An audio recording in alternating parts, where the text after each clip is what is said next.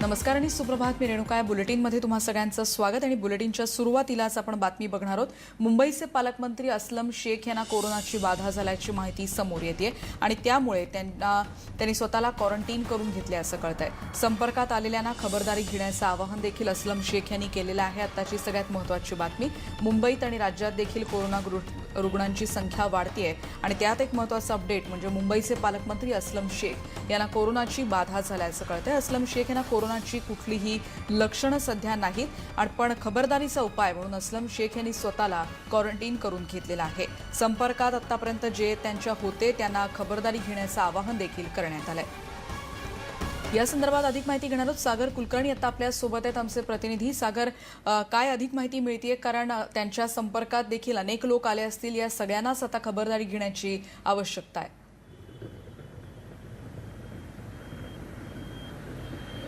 रेणुका, असलम शेख हे मुंबईचे पालकमंत्री आहेत आणि मालाड मालवणी हा त्यांचा विधानसभा मतदारसंघ आहे. मतदारसंघामध्ये फिरणं तसंच इतर ठिकाणी देखील ते गेले काही दिवस जात होते. विशेषतः मागील आठवड्यामध्ये ते मंत्रालयातही वेगवेगळ्या मिटिंग्सला उपस्थित राहिलेले आहेत. अशा परिस्थितीमध्ये त्यांना कोविडची टेस्ट केल्या असता तो पॉझिटिव्ह आल्याचं समोर आलं आहे. आणि विशेष म्हणजे त्यांना लक्षणं कोणती नाही आहेत असं त्यांनी स्वतः सांगितलेलं आहे, पण स्वतंत्र विलगीकरण करून घेतलेलं आहे. तसंच त्यांनी आवाहन केलेलं आहे की त्यांच्या संपर्कात जे कोणी आलेले असतील त्यांना लक्षणं आढळत असतील तर त्यांनी त्वरित कोविडची टेस्ट करून घ्यावी अथवा खबरदारी म्हणून स्वतंत्र विलगीकरण करण्यात राहावं. कारण की या त्यांच्या संपर्काच्या माध्यमातून अजून अन्य कोणी अधिक अडचणीचे विषय ठरवू नयेत यासाठी त्यांनी केलेलं हे आव्हान आहे. पण गेल्या काही दिवसांमध्ये आपण पाहत आहात की महाराष्ट्रामध्ये वेगवेगळ्या कॅबिनेट मंत्र्यांना म्हणजे यापूर्वी जितेंद्र आव्हाड असतील, त्यानंतर धनंजय मुंडे असतील, अशोक चव्हाण असतील, अशा अनेक राजकीय नेत्यांना देखील कोरोनाची लागण होत आहे. मुंबईमध्ये कोरोनाच्या रुग्णांची संख्या कमी होत असतानाचा दावा होत असतानाच स्वतः पालकमंत्र्यांनाच याची लागण झालेली आहे. भलेही त्यांना लक्षणं जरी नसली तीव्र तरी खबरदारी म्हणून ते स्वतंत्र विलगीकरण राहत आहेत. त्यांच्या जवळच्या ऑफिसच्या वतीने सांगण्यात आलेलं आहे, त्यांच्या वतीने सांगण्यात आलेलं आहे की जर पुढच्या काही दिवसांमध्ये जर लक्षणं आढळली तर तात्काळ त्यांना उपचारासाठी दवाखान्यात सुद्धा ॲडमिट केलं जाईल. तुर्तास तरी स्वतःच ते घरी स्वतंत्र विलगीकरणामध्ये आहेत. त्यांच्या संपर्कात आलेले त्यांचे कार्यालयीन कर्मचारी तसंच इतर काही महत्त्वाचे वरिष्ठ अधिकारी यांना देखील सूचना करण्यात आलेल्या आहेत की खबरदारी म्हणून आपण देखील लक्षणं येत आहेत का याच्याकडे लक्ष केंद्रित करावं आणि जर तसं आलंच तर तात्काळ कोविडची टेस्ट करून घ्यावी. रेणुका, काय म्हटलंस? धन्यवाद सागर या सगळ्या माहितीबद्दल. मुंबईचे पालकमंत्री असलम शेख यांना कोरोनाची बाधा झाली आणि असलम शेख यांनी स्वतःला क्वारंटाईन करून घेतले आणि त्याचबरोबर संपर्कात आतापर्यंत त्यांच्या आलेल्या लोकांना देखील त्यांनी खबरदारी बाळगण्याचं आवाहन केलेलं आहे. आपण बघतोय असलम शेख यांना कोरोनाची बाधा झाली आहे. त्यांना सध्या तरी कुठलीही लक्षणं नाहीत.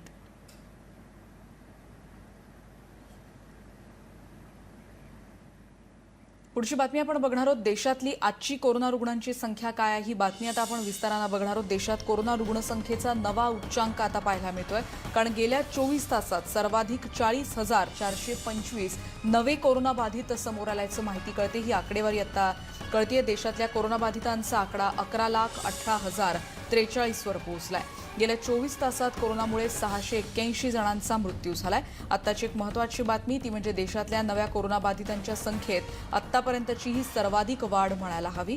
गेल्या 24 तासात तब्बल 40,425 इतक्या संख्येनं ही रुग्णसंख्या आता एकूण वाढलेली दिसतेय. प्रशांत लीला रामदास आमचे प्रतिनिधी आता आपल्या सोबत आहेत. प्रशांत, महत्वाचं बघितलं तर ज्या पद्धतीने देशामध्ये 11,18,043 हे जे या देशातले एकूण रुग्ण आहेत कोरोनाचे आणि जवळपास 7,87,000 जे रुग्ण आहेत ते ठीक झालेले आहेत. आतापर्यंत 27,497 लोकांचा मृत्यू झालेला आहे. 24 घंट्यामध्ये आतापर्यंत सर्वाधिक रुग्ण वाढ म्हणजे 40,425 नवीन रुग्ण आढळले आहेत. तर 681 लोकांचा मृत्यू झालेली आहे. जर आपण रुग्ण बरे होण्याच्या टक्केवारी जर बघितली ते 62.61 आहे आणि पॉझिटिव्हिटी ज्या सकारात्मक रेट म्हणता येईल तो 15.79 आहे. देशामध्ये जर बघितलं आपण तर या घडीला 11 लाखाची जी संख्या आहे ती पार होण्याला जवळपास 127 दिवस लागले आहे. तर 110 दिवसामध्ये जवळपास 1 लाख पेक्षा जास्त केसेस समोर आले आहेत. त्यामुळे या घडीला जर बघितलं आपण तर देशामध्ये रुग्णसंख्या झपाट्याने वाढत आहे. अशा वेळी काळजी घेण्याची जास्त गरज आहे. लोकांनी सुरक्षित राहावं हेच सरकारच्या वतीनं आवाहन करण्यात आहे. निश्चितच धन्यवाद प्रशांत या माहितीबद्दल. आपण बघतोय रुग्णसंख्येचा आणखीन एक नवा रेकॉर्ड आणि देशातल्या या कोरोना रुग्णांची संख्या दिवसेंदिवस वाढत चालली आहे. पुण्यातून यानंतरची एक धक्कादायक बातमी आहे. कोरोना रुग्णसंख्येचा किती मोठा ताण सध्या आलेला आहे हे आपण बघतोय, कारण पुण्यातली एक धक्कादायक बातमी अशी आहे की आता तिथे व्हेंटिलेटरच शिल्लक नाही आहेत. ही बातमी अधिक विस्तारानं आपण बघणार आहोत, पण विभागीय आयुक्तांच्या वेबसाईटवरून ही सगळी माहिती आता उघड झाली आहे. पुण्यात रुग्णसंख्या एकीकडे झपाट्यानं वाढते आणि त्या प्रमाणात बेड आणि व्हेंटिलेटर्स वाढवण्यात आलेले नाहीत. 4 दिवसांपूर्वीच बोटॅनिकल सर्व्हे ऑफ इंडियाच्या पुणे शाखेच्या माजी प्रमुखांचा मृत्यू ओढवला होता. वेळेत व्हेंटिलेटर न मिळणं हे त्यांच्या मृत्यूमागचं कारण होतं. येत्या 2 ते 3 आठवड्यात पुण्यात 450 नवे व्हेंटिलेटर येतील अशी माहिती तत्कालीन मनपा आयुक्त शेखर गायकवाड यांनी 3 जुलैला दिली होती, पण त्याचं काय झालं हे मात्र कळू शकलेलं नाही. वैभव सोनवणे आमचे प्रतिनिधी आता आपल्या सोबत आहेत. वैभव, जर आधीच्या आयुक्तांनी म्हटलं होतं की 3 तारखेला म्हणजे आज तारीखाली 450 व्हेंटिलेटर्स येणार होते, मधल्या 17 दिवसात काहीच हालचाली झाल्या नाहीत का? एकीकडे रुग्णसंख्या देखील वाढते, त्यामुळे मोठा ताण आहे.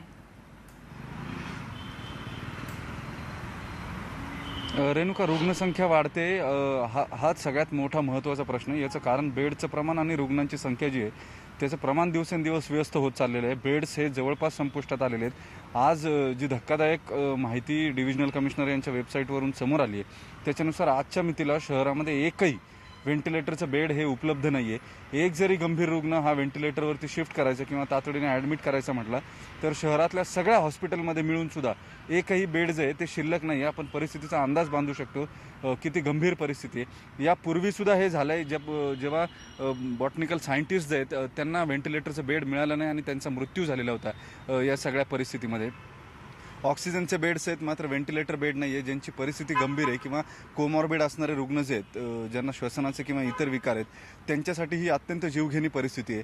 35 लाख लोकसंख्या असलेल्या शहरामध्ये आज या मिनिटाला एकही बेड व्हेंटिलेटरचं शिल्लक असू नये हे प्रशासनाचं अपयश नाही तर काय असा प्रश्न जो आहे तो उपस्थित होतो. जी माहिती 3 जुलैला शेखर गायकवाड यांनी दिलेली होती तीच माहिती 2 दिवसापूर्वी आत्ता आलेले नवे आयुक्त जे आहेत विक्रम कुमार यांनी सुद्धा दिली. पुढच्या आठवड्यामध्ये हे बेड्स जे आहेत ते उपलब्ध होतील, हे बेड्स मिळतील असं सातत्यानं त्यांच्याकडून सांगितलं जात आहे. दळवी हॉस्पिटल ज्याची बातमी आपण केलेली होती जिथले 10 व्हेंटिलेटर्स हे 2 महिने वापराअभावी पडून होते कारण तिथं टेक्निकल स्टाफ नव्हता. तो स्टाफ आता भरती करण्यात आला आणि 2-3 दिवसामध्ये ते हॉस्पिटल ऑपरेशनल होईल असं शनिवारी सांगण्यात आलेलं होतं. मात्र अजूनही ते हॉस्पिटल ऑपरेशनल नाही आहे. परिस्थिती किती गंभीर होत चालली आहे याचा अंदाज आपण घेतला पाहिजे. ज्या वेगानं रुग्णसंख्या वाढते त्याच वेगानं बेडची संख्या जी आहे ती वाढवली गेली पाहिजे. जे मुंबईमध्ये पाहायला मिळालं रुग्णांचा आकडा ज्या वेगानं वाढतोय त्याच्यापेक्षा कितीतरी जास्त वेगानं आयसोलेशन बेड्स असतील, व्हेंटिलेटर बेड असतील हे उपलब्ध करण्यात यश आलेलं होतं त्यांना. पुण्यामध्ये मात्र तशी परिस्थिती जी आहे ती पाहायला मिळत नाही आहे. अनेक ठिकाणाहून आता वेगवेगळ्या स्वरूपाच्या तक्रारी येत आहेत.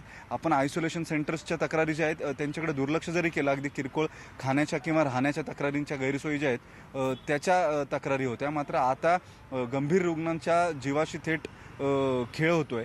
अनेक जे नामचीन किंवा नावाजलेली रुग्णालय आहेत पुण्यातली ते बेड्स देत नाही आहेत. 2 ऑडिओ क्लिप आपल्याजवळ आलेले आहेत. एकीकडे डिव्हिजनल कमिशनरांच्या वेबसाईटवरती हे दाखवलं जातं की या रुग्णालयांमध्ये बेड्स शिल्लक आहेत आणि पेशंट्सनी तिथून जर या रुग्णालयांना फोन केला तर रुग्णालयांकडून त्यांची बोळवण केली जाते काहीही कारणं सांगून. महापालिकेनं नोडल ऑफिसर जे आहेत ते नियुक्त केलेले आहेत असं सांगण्यात आलेलं होतं. हे नोडल ऑफिसर नेमकं काय काम करत आहेत? प्रत्येक रुग्णालयामध्ये हे नोडल ऑफिसर थांबून शिल्लक असलेल्या बेड्सची माहिती जी आहे ती तातडीने देतील किंवा रुग्णांना त्या ठिकाणी भरती केलं जाईल असंही सांगण्यात आलेलं होतं. मात्र अजूनही हे नोडल ऑफिसर जे आहेत ते पूर्ण ऑपरेशनल दिसत नाहीत किंवा त्याचा परिणाम फारसा झालेला दिसत नाही. याचं कारण बेड न मिळायच्या तक्रारी ज्या आहेत त्या सातत्यानं वाढत आहेत. आता या सगळ्या पार्श्वभूमीवरती जिल्हाधिकाऱ्यांनी शुक्रवारी असं सांगितलं होतं की जे असिम्प्टोमॅटिक वैभव, पण एकीकडे जीवन मरणाचा प्रश्न आहे. निदान इथे तरी राजकारण नको. जसं आपण म्हणताय की नोडल ऑफिसर अजूनही कार्यरत नाहीत. जीवन मरणाचा प्रश्न असताना अजून देखील त्यांना गांभीर्य का कळत नाही? या सगळ्याला जबाबदार कोण? ही नक्कीच इतकी महत्वाची घडामोड आहे की नक्कीच वरपर्यंत देखील पोहोचली असेल. आता हालचाली या संदर्भात काही होणार आहेत का? कारण एकीकडे पुण्याची संख्या ज्या झपाट्यानं वाढते त्यामुळे निश्चितच एक मोठं आव्हान असणार आहे. रेणुका 8 दिवसांमध्ये 4 दिवस रोज असे येत आहेत. गेल्या 8 दिवसांमधले ज्या दिवशी पुण्यामध्ये एकही बेड शिल्लक नसतो. या सगळ्याची माहिती मिळाल्यानंतर तातडीनं आयुक्त, विभागीय आयुक्त किंवा जिल्हाधिकारी हे हालचाली करतात, नोडल ऑफिसर्सला पाठवतात, हॉस्पिटलमध्ये जिथे कुठे मिळतील तिथले बेड रिकामे करून घ्यायचा प्रयत्न करतात. आता या सगळ्या परिस्थितीमध्ये एक गोष्ट लक्षात घ्यावी लागेल, ICUचे व्हेंटिलेटर बेड्स हे तेव्हाच रिकामे होतात ज्यावेळेस कुणाचा तरी मृत्यू होतोय. रोज काल पुण्यामध्ये 40 जणांचा मृत्यू झालेला होता. या 40 जणांमधले किमान 10 जण हे आयसोलेशनमध्ये असतील किंवा व्हेंटिलेटर बेडवरती असतील. त्यांचासुद्धा आकडा अजून अपडेट नाही. याचा अर्थ रुग्णांची संख्या ही किती वेगानं व्हेंटिलेटरसाठी वाढते हे लक्षात येऊ शकतं आपल्याला. त्यामुळे या सगळ्या पार्श्वभूमीवरती पर्यायी व्यवस्था उभारणं हा एकमेव पर्याय जो आहे तो समोर आहे प्रशासनाच्या. मात्र ॲडमिनिस्ट्रेटिव्ह लिथार्जी, ज्याला प्रशासनाची दिरंगाई म्हणतो आपण, प्रशासकीय दिरंगाई म्हणतो, तिचा फटका वारंवार बसताना पाहायला मिळतोय. त्यांचीही चूक नाही. गेले 3 महिने सातत्यानं काम करून आरोग्य विभागाच्या अधिकाऱ्यांवर सुद्धा प्रचंड ताण आहे. नियोजन नेमकं कसं करायचं, किती वेगानं करायचं हे समजायला मार्ग नाही आहे. याचं कारण जवळपास 17 IAS अधिकारी हे पुण्यातल्या कोरोनाला नियंत्रणात आणण्यासाठी काम करत आहेत. आणि या 17 अधिकाऱ्यांनी वेगवेगळ्या प्रकारचे 50 रिपोर्ट जे आहेत ते महापालिकेच्या आरोग्य विभागाकडे मागितलेले आहेत. रोज हेच आकडे गोळा करायचे आणि हे रिपोर्ट बनवून या अधिकाऱ्यांना द्यायचे. याच्यामध्येच अधिकाऱ्यांचा मोठा वेळ जातो आणि परिणामी जिथं प्रत्यक्ष फील्डवरती जाऊन काम करायची वेळ असते तिथं या काम करायला या अधिकाऱ्यांना वेळ कमी पडतो. अशा तक्रारी वैयक्तिक पातळीवरती त्यांच्याकडून केल्या जातात. मात्र वरिष्ठ अधिकाऱ्यांसमोर बोलणार कोण असाही प्रश्न आहे. या सगळ्याचा एकंदरीत परिपाक आपण पाहतोय. आज शहरात दिवसभरात एकही व्हेंटिलेटरचं बेड उपलब्ध नाही आहे. पुढच्या तासाभरामध्ये जर कुणाला व्हेंटिलेटरच्या बेडची गरज लागली तर काय करायला लागेल याचं उत्तर पुणे महापालिकेचे आयुक्त, जिल्हाधिकारी आणि विभागीय आयुक्त या सगळ्यांनी द्यायला हवं. आणि त्यासोबतच पुण्याचे पालकमंत्रीच आहेत अजित पवार यांनी सुद्धा द्यायला हवं. दर शुक्रवारी ते पुण्यात येऊन बैठका घेत आहेत, अधिकाऱ्यांना तंबी देत आहेत, लॉकडाऊन जबरदस्तीनं लावत आहेत, लोक त्याच्या विरोधात तक्रार करतात. हे सगळं होत असताना महत्त्वाची गोष्ट म्हणजे गेल्या 5 दिवसामध्ये पुण्यात लॉकडाऊनच्या काळामध्ये 142 मृत्यू झालेत. तर कोरोनाचे पेशंट गेल्या 4 महिन्यात सर्वाधिक वेगानं कधी वाढले असतील तरी ते या लॉकडाऊनच्या काळामध्ये वाढलेत. मग हे लॉकडाऊन खरंच यशस्वी झालं का, हे कशासाठी होतं, असे अनेक प्रश्न या कोरोनाच्या अनुषंगानं उपस्थित होतात. राजकीय आणि प्रशासकीय इच्छाशक्ती या दोन्हींचा अभाव, त्यामुळे पुण्यातला कोरोना काही केला अटकाव त्याला होत नाही आहे. मुंबईमध्ये परिस्थिती स्फोटक होऊ शकते असं सातत्यानं म्हटलं जात होतं. मात्र मुंबईत कोरोनावर नियंत्रण मिळवण्यात यश आलं आहे. पुण्यामध्ये मात्र हा प्रशासकीय ढिसाळपणा अंगलट येतोय पुणेकरांच्या, हे स्पष्ट आहे. रेणुका. निश्चितच वैभव, धन्यवाद. आणि सातत्यानं न्यूज 18 लोकमत या बातमीवर कायम असणार आहे. कारण प्रशासकीय हलगर्जीपणामुळे जर जीवन मरणाचा प्रश्न येतो रुग्णांसमोर, व्हेंटिलेटर उपलब्ध नाहीत, जर इतर प्रशासकीय अधिकारी तिथे त्यांचं, समज मुंबईचं उदाहरण घेतलं, जर पर्यायी व्यवस्थेचा प्रश्न पुण्यामध्ये सॉल्व्ह होऊ शकत नसेल तर हा किती गंभीर प्रश्न आहे हे निश्चितच आपल्या समोर येत आहे. कारण समज आज जर कोणाला जीवन मरणाचा प्रश्न आला कोरोनामुळे तर व्हेंटिलेटर बेड पुण्यात अवेलेबल नाहीत, ही अत्यंत गंभीर बाब म्हणायला हवी. आणि या संदर्भातले प्रश्न न्यूज 18 लोकमत सातत्यानं विचारत राहणार आहे. या संदर्भात पुढची बातमी यानंतर आपण पुण्यानंतर येणार आहोत मुंबईतल्या बातमीकडे. कारण मुंबईत देखील कोरोना रुग्णांची संख्या आता दिलाशाची बाब म्हणजे थोडी आटोक्यात येताना दिसते. बातमी सविस्तर बघूयात. पालिकेनं केलेल्या उपाययोजना काहीसं यश येताना दिसतंय. रविवारी 1046 जण पॉझिटिव्ह आढळलेत, तर 1193 रुग्णांना डिस्चार्ज देण्यात आलाय. गेल्या 24 तासात मुंबईत 64 कोरोना रुग्णांचा मृत्यू झालाय. येत्या 2 महिन्यांमध्ये मुंबईतल्या कोरोना स्थिती आटोक्यात येईल असा अंदाज IIT मुंबईच्या एका अहवालात देखील वर्तवण्यात आलाय. त्यामुळे मुंबईकरांसाठी काहीशी ही दिलाशाची बाब म्हणायला हवी.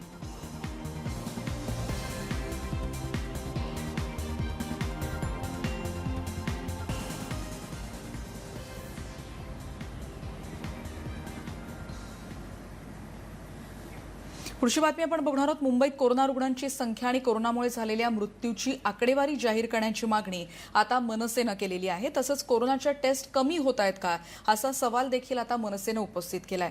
मनसे नेते संदीप देशपांडे यांनी कोरोनाच्या मुद्द्यावरून पुन्हा एकदा शिवसेनेला कोंडीत पकडण्याचा प्रयत्न केलाय. हे नुसते आकडे दाखवून लोकांमध्ये भीतीचं वातावरण तयार होतंय.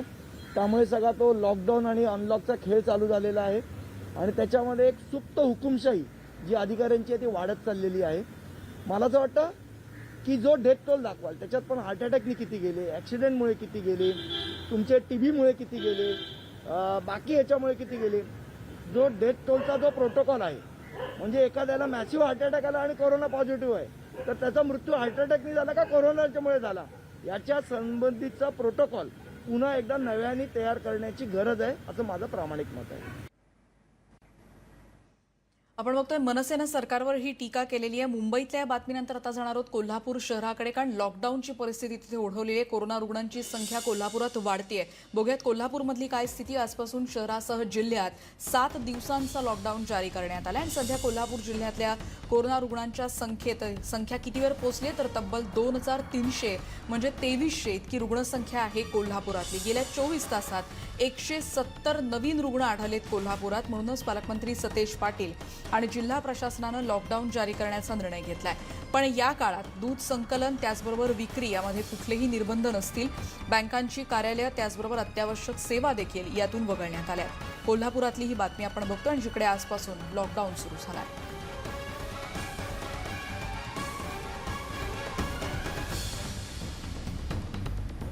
शहरासह जिल्ह्यात आजपासून कडक लॉकडाऊन सुरू करण्यात आलंय. ड्रोनच्या माध्यमातून आत्ता कोल्हापूर शहर कसं दिसतंय आजपासून, तर त्याची ही दृश्य न्यूज 18 लोकमतच्या पडद्यावर आत्ता आपण बघतोय. कारण आजपासून पुढचे 7 दिवस फक्त आणि फक्त अत्यावश्यक सेवाच इथे सुरू राहणार आहेत. रुग्णसंख्या वेगानं वाढतेय. कोल्हापुरात काल दिवसभरात रुग्णसंख्या 170 रुग्णांनी ही रुग्णसंख्या वाढली आणि कोरोना रुग्णांची संख्या आता 2000च्या पुढे म्हणजे तब्बल 2300 पर्यंत पोहोचली आहे. कडक लॉकडाऊनची अंमलबजावणी सध्या केली जाते आणि हेच सांगणारी ही दृश्य आता आपण न्यूज 18 लोकमतच्या माध्यमातून बघतोय. एकीकडे रुग्णसंख्या वाढतेय त्यामुळे लॉकडाऊनचा पर्याय स्वीकारावा लागेल असं पालकमंत्री सतेज पाटील आणि जिल्हा प्रशासनानं ठरवलंय. एकीकडे रुग्णसंख्या वाढत असली तरी सगळ्यात महत्त्वाचं म्हणजे अत्यावश्यक सेवांना यातून वगळण्यात आलेलं आहे. त्यामुळे यापुढचे 7 दिवस कोल्हापूरसाठी लॉकडाऊनचे असतील. पुढची बातमी आपण बघणार आहोत अकोल्यातल्या दूध आंदोलनाची बातमी आपण बघणार आहोत. आपल्याला माहिती आहे आज राज्यात दूध आंदोलनाचा दिवस आणि अकोलेमध्ये या दूध आंदोलनाला सुरुवात झाली आहे. नगरच्या अकोलेमधून दूध उत्पादक शेतकरी संघर्ष समितीच्या वतीनं हे आंदोलन पुकारण्यात आलेलं आहे. दुधाला 30 रुपये भाव द्याव्या मागणीसाठी शेतकरी आता रस्त्यावर उतरलेत. त्याचबरोबर दगडाला दुधाचा अभिषेक घालून पाषाण हृदयी केंद्र आणि राज्य सरकारचा शेतकऱ्यांनी आज निषेध केलेला आहे. रोज गावोगावी दूध संकलन केंद्रांवर दगडाला दुधाचा अभिषेक करून केंद्र आणि राज्य सरकारचा अशाच पद्धतीनं आजपासून पुढचे काही दिवस निषेध केला जाणार आहे.